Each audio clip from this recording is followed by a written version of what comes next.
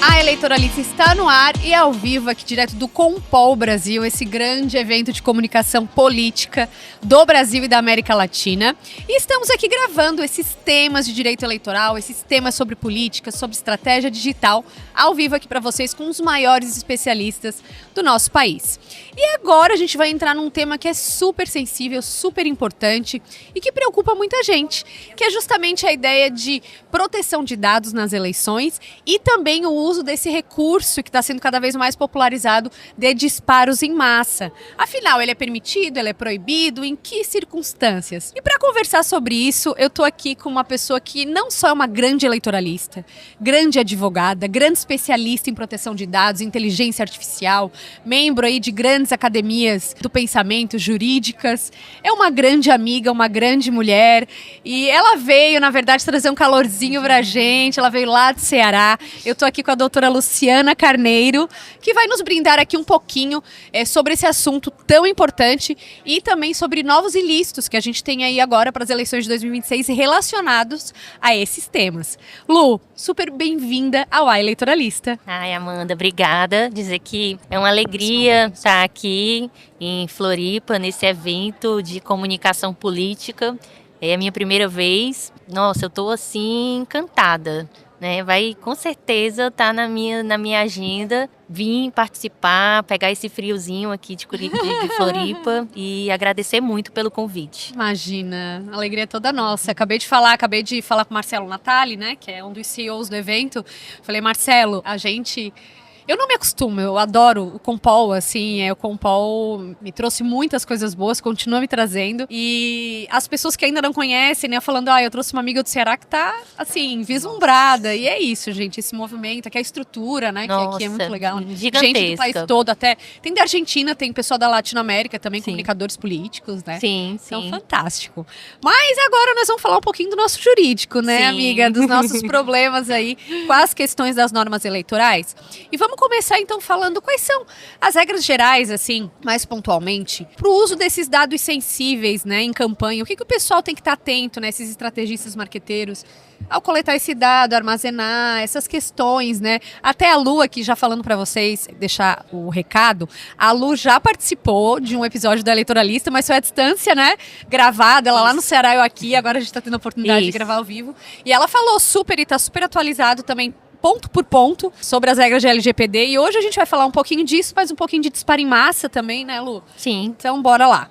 Bom, eu acho que a gente tem que começar entendendo que o dado político, a informação política, é um dado pessoal sensível. E aí é bom a gente esclarecer para os nossos ouvintes o que seria um dado pessoal sensível. Porque tem o dado pessoal e tem o dado pessoal sensível. Perfeito. Né? E o que é o dado pessoal sensível? É o dado que revela uma origem racial ou étnica. Revela, Amanda, uma convicção religiosa. Revela a sua filiação e a sua organização de caráter político. Então, é importante os players, né, não só marqueteiros, como candidatos e os partidos políticos entenderem que para tratar esse dado, a gente precisa colher o consentimento do eleitor. E não é só qualquer consentimento. A gente diz que é o consentimento qualificado.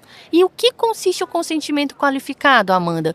Consiste naquele consentimento que não é o consentimento genérico, é um consentimento específico. Eu estou colhendo aquele seu dado para aquela finalidade específica. É um consentimento destacado. Não é um consentimento que ele precisa estar à parte das outras finalidades para o tratamento do dado. Então, é um consentimento que precisa estar expresso, porque no direito a gente diz muito que o silêncio, né, importa na anuência, mas não é o caso. Então, tem que estar frisado. Tem que estar frisado. Então, assim, a gente parte desse pressuposto que o dado político é um dado pessoal sensível, a gente parte da premissa de que o que é um dado pessoal sensível e a necessidade do consentimento do eleitor para tratar esse dado, tá?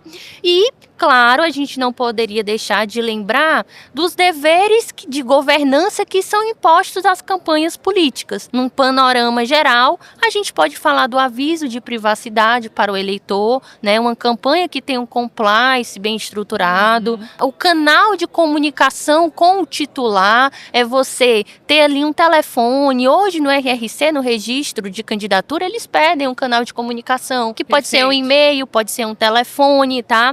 E quem vai fazer essa ponte entre o partido, a campanha, o candidato e o eleitor? É o DPO, é o encarregado do dado. Então, toda campanha hoje, né, é salvado municípios com menos de 200 mil eleitores, mas a gente está em uma eleição geral, então essa ressalva não entra aqui no caso. Mas toda campanha precisa ter um DPO, precisa ter um encarregado de dados. Para cuidar de toda essa interface, né, Lu? Perfeito, vai orientar, né? E não só isso, né? A campanha, ela precisa ter uma documentação do registro das operações. Então, a campanha, ela precisa estar dentro desse compliance, tá? Com todo esse registro de operação de tratamentos, junto com uma política de segurança dos dados, né? Então, assim, é um panorama geral com relação à proteção de dados pessoais em campanhas eleitorais. A gente parte dessa premissa de dados pessoais sensíveis, do consentimento qualificado e de todo um conjunto de obrigações de governança para que uma campanha esteja dentro aí de um compliance, dentro da LGPD com conformidade. Gente, olha aí, ó, de graça pra vocês, hein? Uma das maiores especialistas do nosso país. E assim, eu admiro tanto, assim, é uma grande amiga e são poucas pessoas que têm a capacidade, às vezes, de pegar assuntos complexos, técnicos, resumir e ainda traduzir de uma forma acessível, né? Então, a Lu é demais. Eu fico super feliz, viu, de poder estar aqui ajudando. Imagina, é só tadinha, ontem ela chegou, de quantos graus estava em Fortaleza? Nossa, quase 30 graus, né? Hoje estava 10, né? 9. Hoje os dedos estavam congelando. Mas né? ela trouxe boas, calorzinho pé também, quente, né? Ganhamos aí, o pé dela esquentou, o Brasil ganhou, né, Lu? Foi. E Lu, e agora trazendo um pouco agora esse raciocínio, então a gente tem essa figura do disparo em massa, né? Afinal, ela é permitida, ela é proibida? Quais são as regras? Porque o disparo em massa, ele envolve mandar para o eleitor, então questões políticas, então tem que ter essa autorização, né, de realmente querer receber, né, envolve essa autorização de dados. Como é que a gente faz essa interface aí com essa exigência e fazer esses disparos em massa? Pronto. Amanda, existe essa dúvida, né? Assim, normalmente os candidatos perguntam, eu quero fazer um disparo em massa, pode, não pode? E essa pergunta, ela é muito matizada. Por quê? Porque o disparo em massa, regra geral, ele é proibido. Mas a gente pode fazer desde que a gente obedeça a alguns critérios, tá? E aí, quais são esses critérios e por que se pode fazer? Perfeito. Por que eu digo que você... como assim? É proibido e pode fazer? Não estou entendendo, né? Porque a partir do momento que você cumpre os 5 critérios, ele deixa de ser disparo em massa e passa a ser uma comunicação eletrônica permitida pela legislação eleitoral. E aí você me pergunta, entendi, então ele não vai ser mais, em tese, um disparo em massa que seria proibido e passa a ser uma comunicação eletrônica, mas... Em massa, mais uma comunicação. Né? Mas tem que obedecer os 5 critérios. Perfeito. Né? E vamos lá pro quais seriam checklist. os 5 critérios? Vamos lá. Primeiro critério é o critério que a gente acabou de conversar, que trata, como você falou, do nosso consentimento qualificado, né? Então, Amanda, se o eleitor autorizar de forma destacada o recebimento daquela mensagem do candidato, o primeiro critério está cumprido, está preenchido, tá? O segundo critério, Amanda, é com relação ao cadastro, a base de dados que você vai receber, que ela seja gratuita e orgânica. Então, candidato, nada de comprar bancos de dados para fazer disparo em massa. Você pode colher aquele dado daquela pessoa de forma orgânica, com o consentimento dela, mas nada de comprar bancos bancos de dados. Nada de pegar de empresas privadas bancos de dados Que não eram para aquilo, né? para fazer exatamente, porque tem que obedecer à finalidade. Então, o cadastro, esses bancos de dados, eles precisam ser o quê? Gratuitos e orgânicos, tá? Justo. Segundo critério. E aí a gente vai para o terceiro critério, que é a identificação completa do remetente. Ora, quem é que quer receber uma mensagem sem saber quem está mandando a mensagem? Então, tem que ter uma identificação completa do remetente, tá? Até aí, tudo bem. Aí, e agora? O que que a resolução do TSE diz? Diz que na mensagem que você está lá mandando para o eleitor, você tem que colocar um asterisco e botar: caso você não queira receber mais essa mensagem, me avise que eu não vou mais mandar.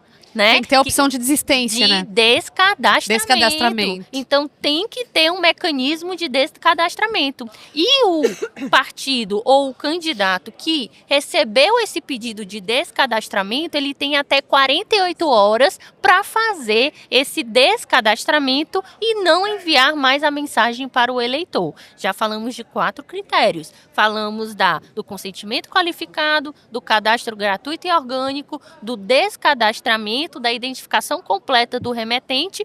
E o último critério, Amanda, é o uso apenas de recurso do próprio provedor. Como assim? Imagina lá, tu tem um Instagram e aí tu vai usar recursos externos ao Instagram para promover esse disparo de mensagens, não só do WhatsApp, né, para as pessoas. O Instagram, ele está cadastrado, o WhatsApp, pela Justiça Eleitoral naqueles moldes. Ele preencheu uma série de requisitos, a plataforma está podendo atuar no Brasil. E aí você pega, né, essas tecnologias novas para burlar esse sistema da Justiça Eleitoral, então também não pode. Então, Perfeito. usar apenas os recursos do próprio provedor. E aí a gente entra no campo das punições pelo descumprimento disso.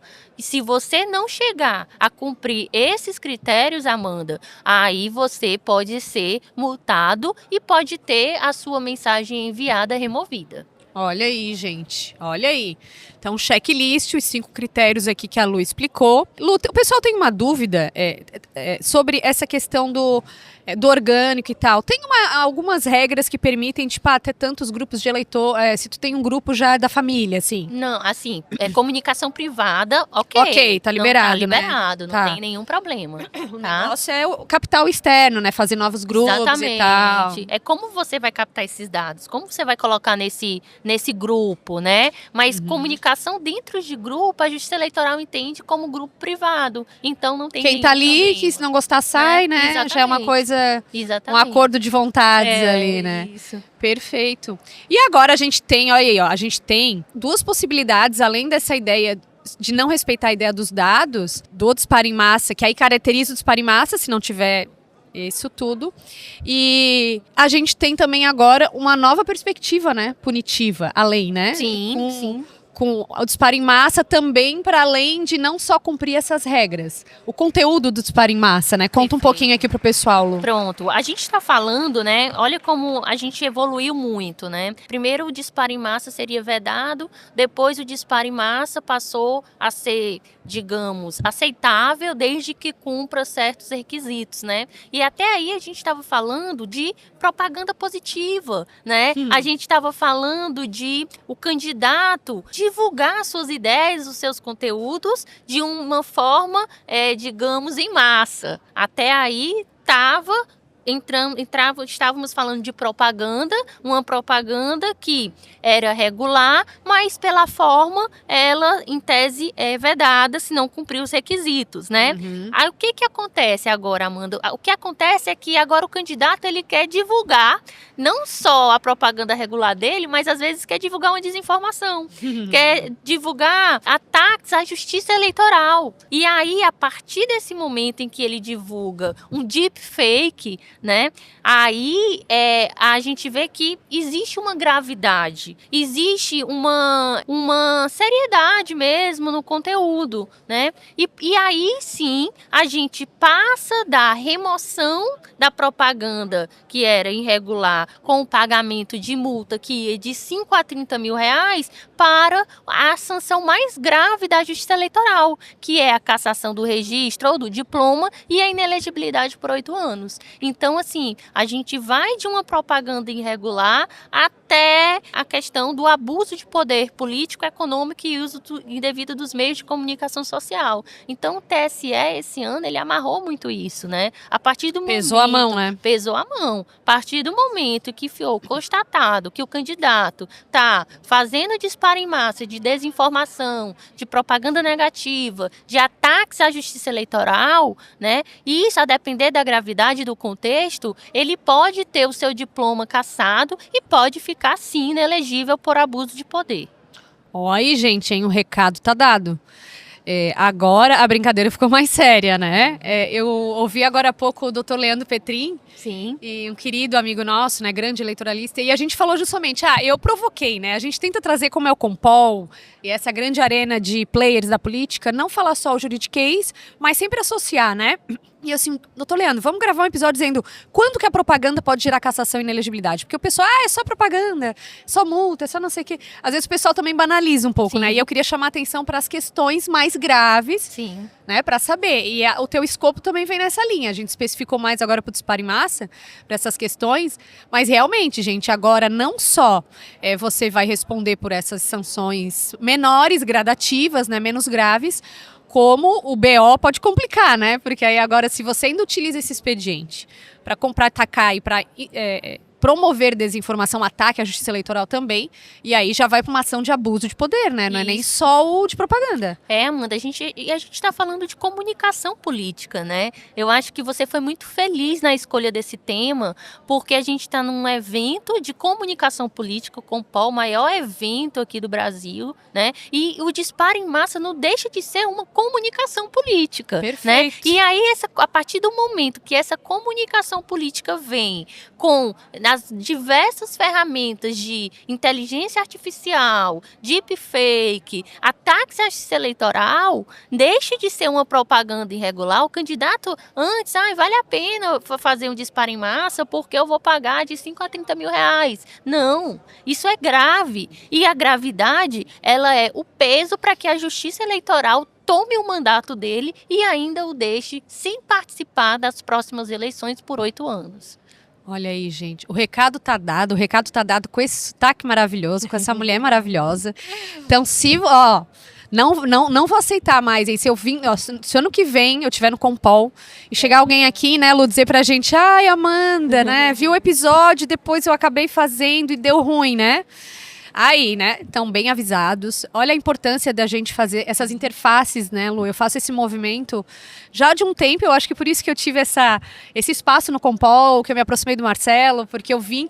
Meu primeiro Compol, eu coloquei a minha barraquinha aqui. Legal. Tipo assim, era regras eleitorais para estrategistas, assim, para aproximar. Gigante. E aí, né, numa tentativa até de aproximar o pessoal, porque eu sempre enxerguei muito isso, né? No bastidor de campanha, a gente vê aquela correria, aquela loucura. A propaganda, gente, esses estrategistas, esses marqueteiros, eles precisam ter uma autonomia, também entender dessas regras. Mas vamos traduzir, porque o pessoal do jurídico às vezes não facilita. Sim. Também, né? E aí acha que não é conciliável. E eu tento fazer esse movimento. E aí eu continuo trabalhando esses temas dessa forma, assim, né? Sim. Aproximando a galera e a gente vai fazendo essas conexões humanas pelo país, né, Lô? E muito obrigada por ter vindo. Acho fantástico. Quem vai ouvir esse episódio depois, tenho certeza que vai ser, assim, super útil. Tu veio, assim, se preparou, fez um compacto de tudo, gente. É que eu falei, gente, as gravações vão ser rapidinhas, vamos aqui pensar nos temas. Sim. E a Lu arrasou, como sempre, então, querida. Vou deixar meu último recado, pessoal. Bora, aí, não façam disparo em massa, façam propaganda lista por comunicação eletrônica. Observando os critérios. Arrasou. Propaganda lícita por comunicação eletrônica. Isso. Peçam o consentimento dos eleitores, tratem os dados, peçam o descadastramento, coloque lá na mensagem do disparo. Coloca opçãozinha, né, gente? Exatamente. Vamos, é possível possível fazer uma campanha, comunicar, divulgar dentro das regras legais do jogo. Perfeito, estamos aqui, ó, o VAR da eleitoralista dentro das regras, pessoal. Aqui, ó, nós vamos checar, né? Então é isso, Lu, super obrigada. Por ter vindo lá do Ceará, em pleno ano eleitoral, nessa loucura que a gente tá, mas veio atender o meu pedido, atender o pedido do Compol e dar um último, se despede aqui dos ouvintes da Eleitoralista. Eu adorei, agradeço demais o convite e já quero vir no próximo. Aí, ó, pronto, já tá com a malinha pronta, né? Já tô. Será sempre muito bem-vinda. Obrigada. E esse foi mais um episódio do A Eleitoralista aqui direto do Compol, né, esse grande evento de comunicação política e com apoio de gente de todo o Brasil, viu, Lu? A Lu veio aqui prestigiar. Tem um pessoal aí, tô com o Dr. João Lopes lá da Bahia, nosso amigo eleitoralista, Dr. Leandro Manzano do Tocantins, Dr. Fabiano Faz do Rio Grande do Sul com o Instituto Pro Mandato, com a Salt Comunicação que cuida de toda essa minha identidade visual e também com uma vinícola da Serra Catarinense nos brindando aqui com o vinhozinho que a Lu tá tomando, vinhos italianos aqui na Serra Catarinense. É só aqui com a gente no Compol, gente. Até o próximo.